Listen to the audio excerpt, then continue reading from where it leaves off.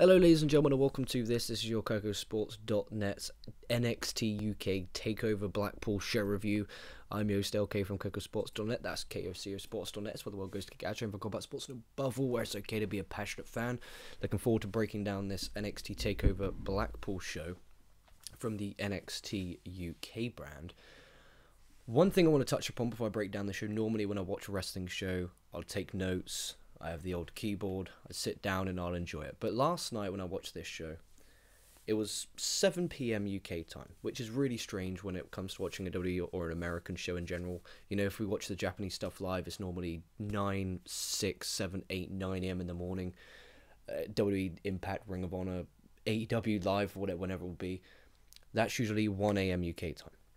So I'm not used to sitting down at an evening with my dinner, enjoying watching a wrestling show live. So that was very strange, but it was different. I liked it, and I hope that lots more comes of NXT UK takeovers at that time of the day, because I really enjoyed it. I thought overall, win, loss or tie, as we always do on the channel, please win, loss or tie your thoughts, opinions down below in the comment section. I'll read them all once I've done. Apologies, this isn't live. I have no idea, someone could burst through the door anytime, just because of the time I'm recording this. So with that in mind, I give the show a win.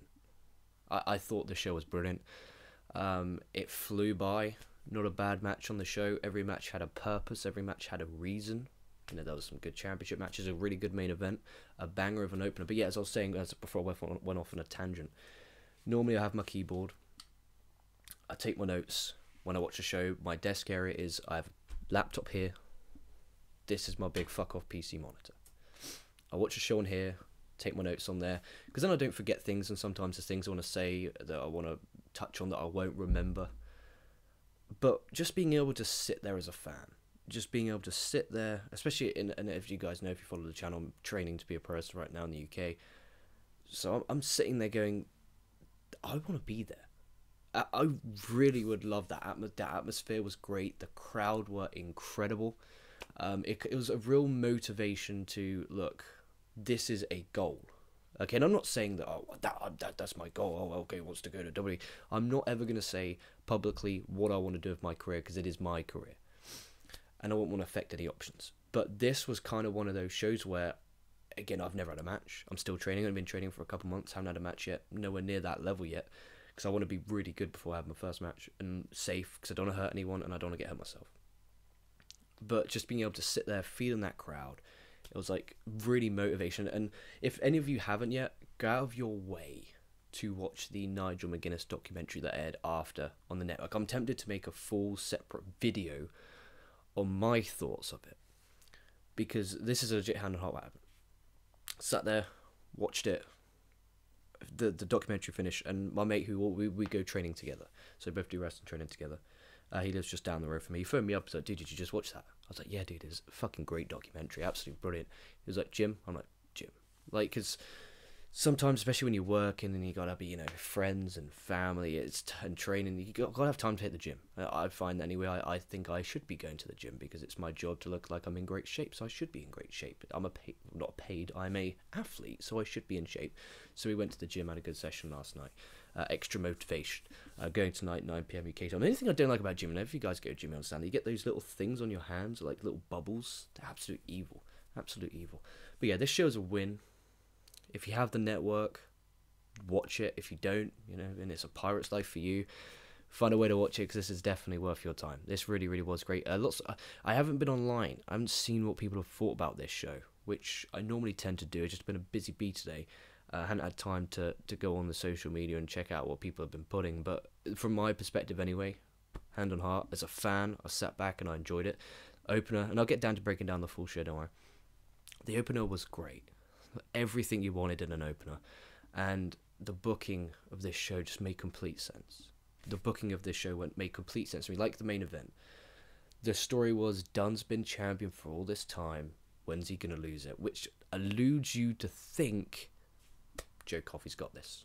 You know, if I did a prediction video, which I should have, bad me, I should have done a prediction video, I would have said Joe Coffey's going to win due to them promoting the aspect that Pete Dunne has been champion for as long as he had, 603 or 604 one of those days.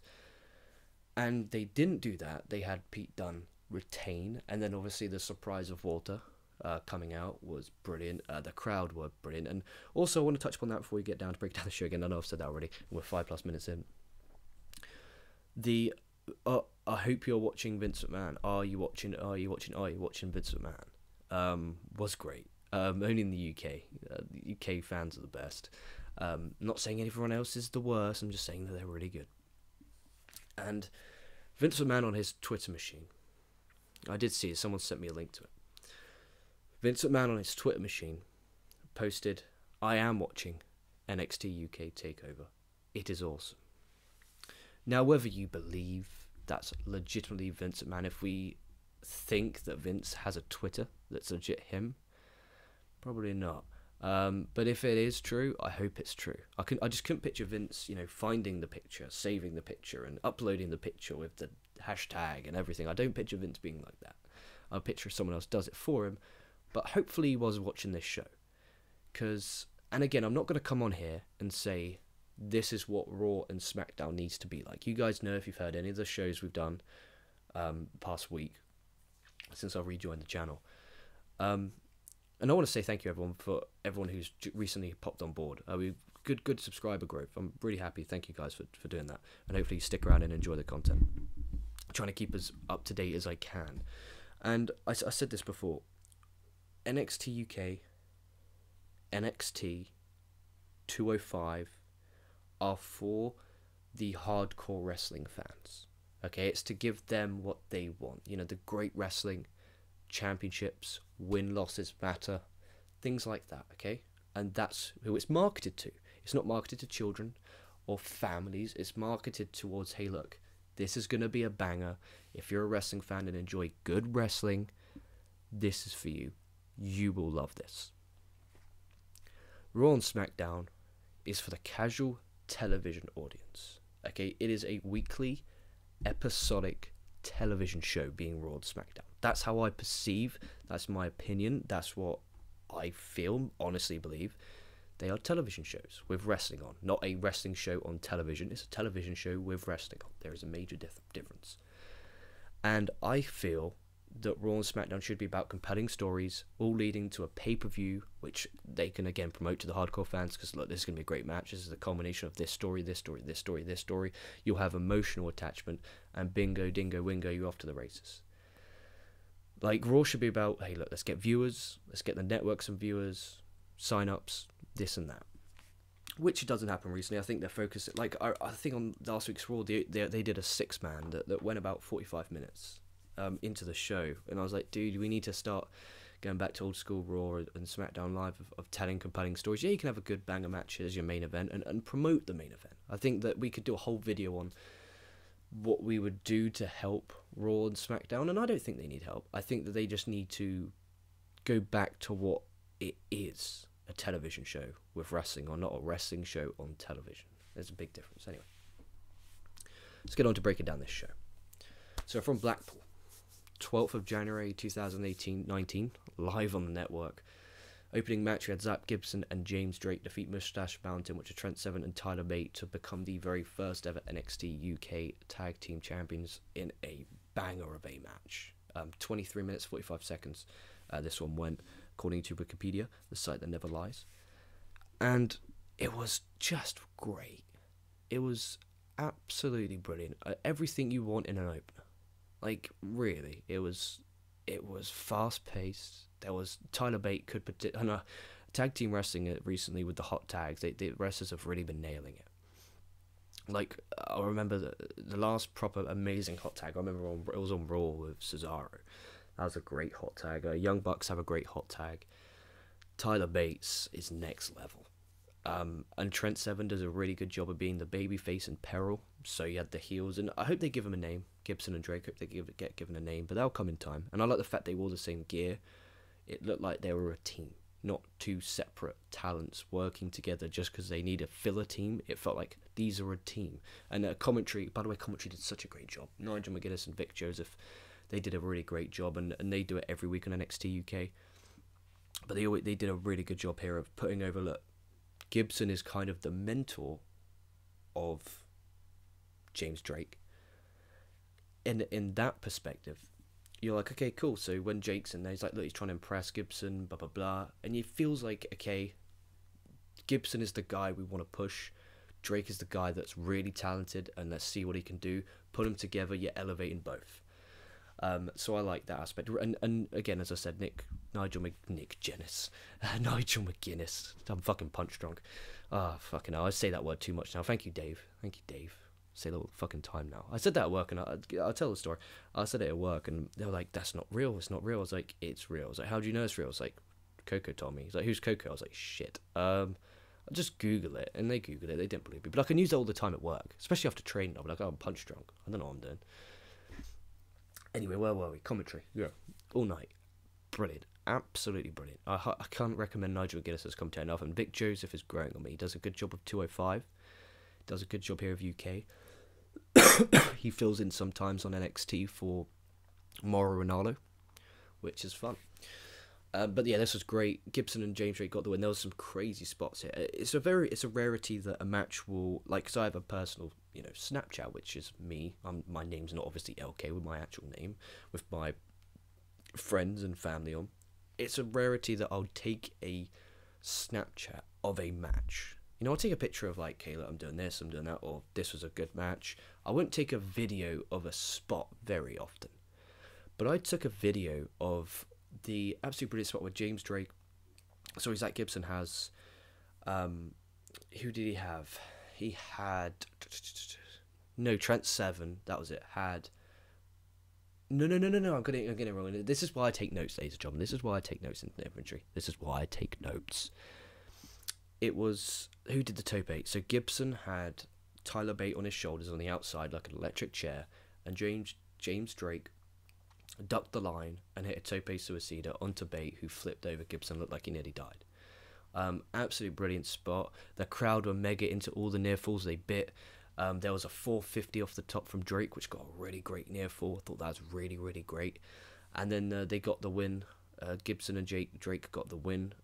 20 plus minutes, really, really, really great match with the code breakers / gimmick. I can't remember off the top of my head because I take notes normally. I normally take notes. This feels really strange for me. Hence why I'm going to go off on 15 different tangents. But this was a good booking decision. Because, and I know, yeah, you want that feel-good moment of Moustache Mountain winning the belts, but if they're going to be a team, and they're a solid team, a really great team, you want to have that chase for the title, and whilst you're chasing for the titles, you want to be able to make stars at the same time. Like, we've come out of this show in the tag division going, look, Gibson and Drake are heels, they're bastards, character-wise, it's really good for them. It elevates their stock. It didn't affect Moustache Mountain because it was 20 plus minutes, so they were protected, and they nearly got the win. If it wasn't for Drake and Gibson just being that good, and kayfabe wise and getting the win, so I won't have people come and say it's bad booking because you elevated two teams there. Because Moustache Mountain got a standing ovation because they were great. They did a really good job. They busted their ass off, put their lives on the line, was fucking magnificent. And Gibson and Drake, amazing heel heat. Like, it was take your shoe off if you hate Gibson, and they're fucking flinging their shoes around. Like, that is hatred, dude. That is magnificent heat.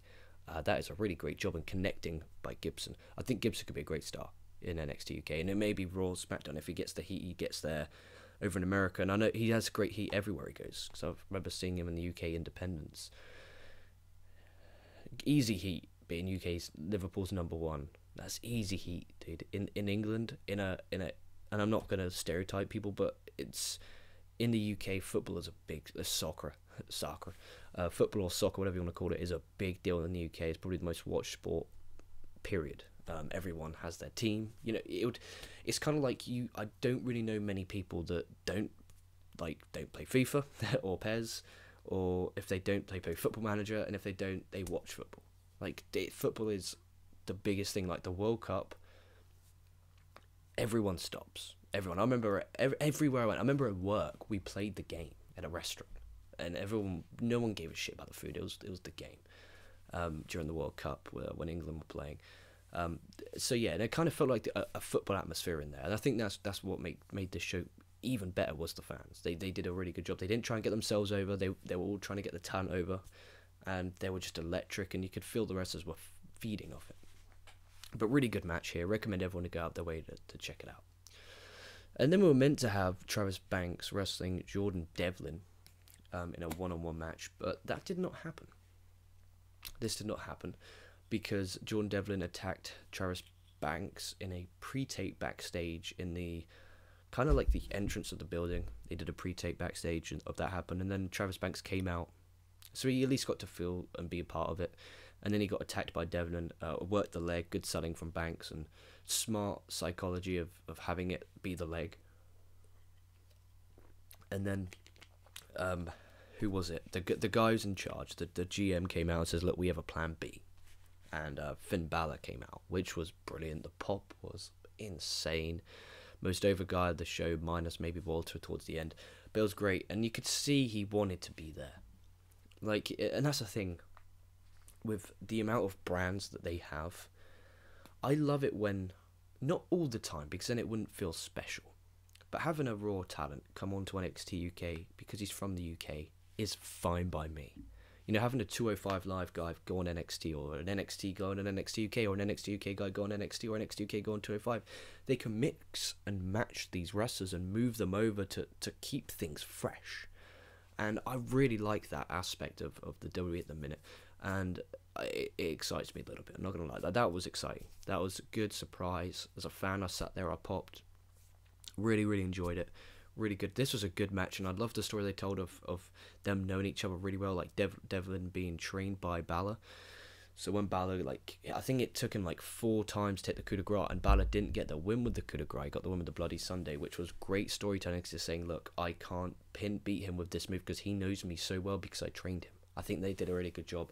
And Devlin got an experience of a lifetime, got to wrestle Balor. He put on social media something about, he's been trying to catch him for all this time, and let's see you again Sunday. So we can definitely see that happening on the main roster. Balor's shape he is in is insane, and I respect the shit out of his body goals. Yeah, he's body goals, 100%. Him, Neville, that's just their next level.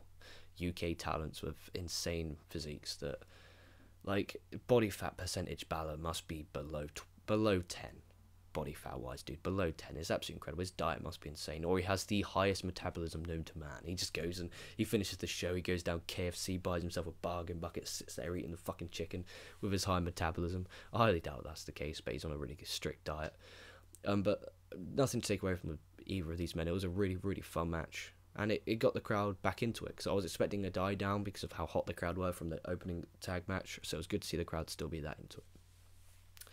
They made a no DQ match with Dave Mastiff defeating Eddie Dennis in a really good match. I'm not going to say I wasn't expecting much out of it, but my expectations going in were, this is going to be solid. They're both good workers. I'm not as invested because I don't watch the NXT UK product on a week-to-week basis as much as I should, if that's a fair thing to say, if that's a fair analysis. But it was still really fun. That German at the end from Mastiff was brutal. And I hope Dennis is okay. And Mastiff got the win with the cannonball. I like the fact they were hardcore, but not too far. And it got both. I thought it got Mastiff over for sure. And Eddie Dennis didn't look like a joke. He didn't look like a jobber. He looked like he could hang. He got caught. I thought it was a solid match. It wasn't great, but it was just solid and good and enjoyable. And then Toni Storm, she came back and she captured the NXT UK Women's Championship by defeating Rhea Ripley in 14 minutes in a good match, as you'd expected between the two talents involved, two of the best women in the world, let alone the UK. It was good to see Toni Storm back. Obviously, there was a leak of some kind, and there was a big kind of stand up for Toni Storm, and I haven't watched whatever it is, whether it's a video, a picture, a clip. I don't know. I wouldn't, like, if that was me, and I'll never record anything like that just in case. I've learned, and I'm not saying that she's stupid, because it's a private. There needs to be privacy. It's not fair that whatever it is that came out, whether it's a picture or a video of whatever, I have no idea. Or maybe it wasn't even her recording. I don't know. But in today's society, in 2018/19, you can't have that stuff on my phone. Like, on my phone, there's no nudity, there's no nothing. On my Twitter machine, my DMs are professional. There's no private. My friends I message are on my personal Snapchat, and I literally message them on Snapchat, and it's pictures that aren't saved. So if there is a time when dirty, okay, does anything like that, it's not saved. It's not a story. The picture's not saved. It's sent. You can see if they've screenshotted it. If they haven't screenshotted it, there's no way that that's ever been found. So I think there's a great lesson to be learned here, and I respect the shit out of the fans, the wrestling fans, for not exposing, for not retweeting it. Like, I didn't know much about it until someone brought it up on Twitter a couple of days ago about the stand up for Toni Storm thing. So I do feel for her, and I hope she's okay. I know when it happened to Paige, she got absolutely devastated, which was evil as evil. What does the person who posted that gain from it? They're just hurting another person emotionally. Like, it's not fair. I don't think it's fair. But they had a great match. Toni Storm won, which was a good feel-good moment. You weren't leaving the show going, oh, I feel miserable, I feel sad, why didn't she win?